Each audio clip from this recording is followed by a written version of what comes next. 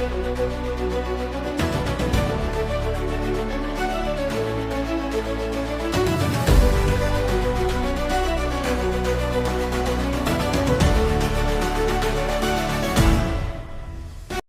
श्रीराम. मी यादव गोपाळराव कोयाळकर. 240 वर्षापूर्वीचे प्राचीन हे मंदिर आहे. इसवी सन 1785 साली श्री प्रभू रामचंद्रांच्या पूर्वीची ही स्थापना झालेली आहे. या गोष्टीला आज 240 वर्ष पूर्ण झालेले आहे. प्रतिवर्षी चैत्र शुद्ध प्रतिपदा ते आज पावेतो रामजन्मापर्यंत रोज कथा, कीर्तन, प्रवचन, धार्मिक महोत्सव, धार्मिक भक्त मंडळी सर्वांच्या उपस्थितीत श्री राम जन्मोत्सव साजरा केला जातो. दरवर्षीप्रमाणे यंदाही गुढीपाडवा 19 तारीख ते आजपर्यंत 26 मार्च 2026 आज रामजन्मोत्सवाचा आता 10:30 वाजता कीर्तन संपन्न होणार आहे.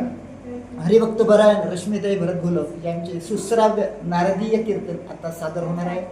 रात्री पाऊलघडीचे कीर्तन 8 वाजता होणार असून रामजन्मोत्सवाची सांगता रात्री 8 वाजता होणार आहे. जय श्रीराम.